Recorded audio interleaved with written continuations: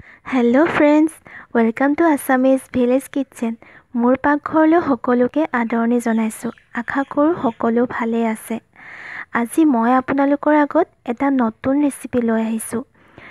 তিতা ভেকুৰীৰ ভাজি। আৰু এই তিতা ভেকুৰীৰ ভাজি আপোনালোকে বাৰু এনেদৰে কেতিয়াবা খাই পাইছেনে? যিসকলে তিতা খাই বেয়া পায় তেওঁলোকে এনেদৰে এবাৰ খাই চাবচোন। ইয়াৰ যিটো তিতা ভাৱ এনেদৰে ভাজি খালে 50% তিতা ভাৱটো নাইকিয়া হৈ যায়।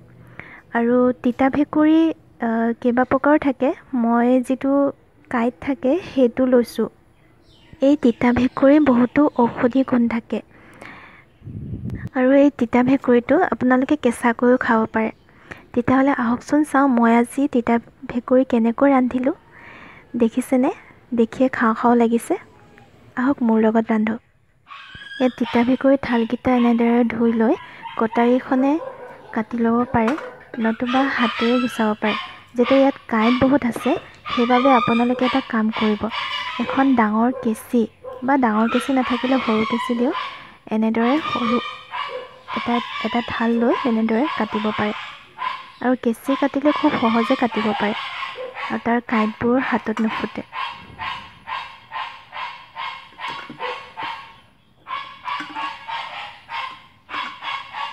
এনেদৰে কেঁচিখনেৰে মই আটাইখিনি কাটি ল'লোঁ।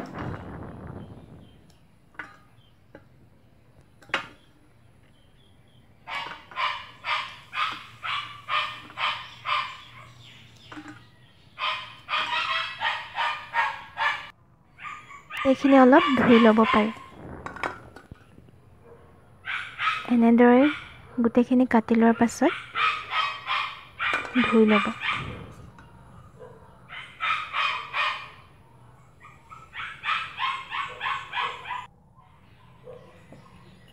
ইয়াত মই এটা পিঁয়াজ লৈছোঁ আৰু এটা জলকীয়া, আৰু একো ব্যৱহাৰ নকৰোঁ।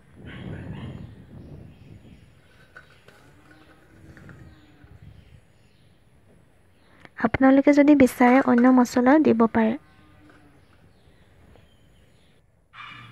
ইয়াত মই এনেদৰে কেৰাহী এখনত বটলটোৰ অকল এক থেপি তেল ঢালি লৈছোঁ। ইয়াত তেল বেছিকৈ দিয়াৰ কোনো প্ৰয়োজন নাই, অকণমান তেল দিলেই হৈ যায়। তেলখিনি গৰম হোৱাৰ পাছতে কাটি লোৱা জলকীয়া এটা আৰু পিঁয়াজ এটা তাতে দি দিছোঁ। এইখিনি এক মিনিট সময় ভাজি ল'লে হৈ যাব। এতিয়া পিঁয়াজখিনি হাতাখনেৰে অকণমান পাৰিলে ভাঙি দিব।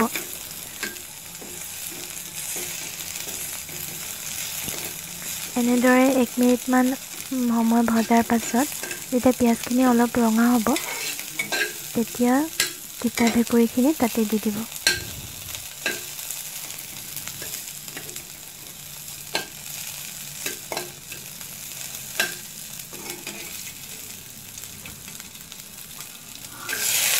মই তিতা ভেকুৰীখিনি এতিয়া দি ল'লোঁ। এইখিনি দিয়াৰ পাছত অলপ সময় এনেদৰে ভাজিম। চাব যাতে হাতাখনে লৰাই থাকিব, নহ'লে তলিত লাগি ধৰিব।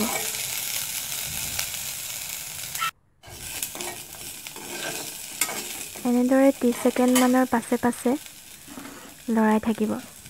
তাতে আধা চামুচ নিমখ দি দিলোঁ। এইখিনি হ'বলৈ খুব বেছি 5 মিনিট সময় লাগিব। এয়া দেখিছেনে? অলপ অলপ ৰঙচুৱা পৰিছে। যেতিয়া দেখিব যে তিতা ভেকুৰীখিনি অকণমান সেউজীয়াৰ পৰা বগা হৈ যায় তেতিয়া গম পাব যে হৈ গ'ল। ইয়াত হালধি মই ব্যৱহাৰ কৰা নাই, যদি আপোনালোকে বিচাৰে হালধি দিব পাৰে।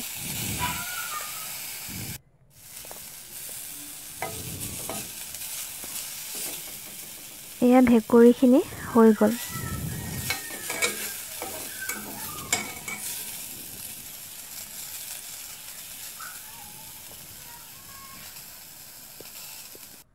এয়া তিতা ভেকুৰীৰ ভাজি ৰেডি হৈ গ'ল।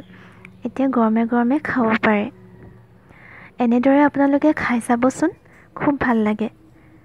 আৰু যিসকলে তিতা খাই বেয়া পায় তেওঁলোকে এনেদৰে ভাজিলে নিশ্চয় খাই ভাল পাব।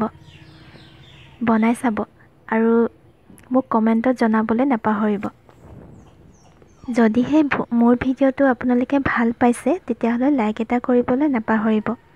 আৰু যদি নতুন আপোনালোকে তেনেহ'লে মোৰ চেনেলটো ছাবস্ক্ৰাইব কৰিব। ভিডিঅ'ৰ তলতে থকা যিটো ৰঙাকৈ থাকে ছাবস্ক্ৰাইব বটন সেইটো গ্ৰে কালাৰ কৰি দিব আৰু লগতে থকা বেল আইকনটো তাত হিট প্ৰেছ কৰি দিব। তাৰ যিটো 3টা অপশ্যন ওলায় তাৰ অল অপশ্যনটো এবাৰ ক্লিক কৰিব। ভিডিঅ'টো শেষলৈ চোৱাৰ বাবে বহুত বহুত ধন্যবাদ।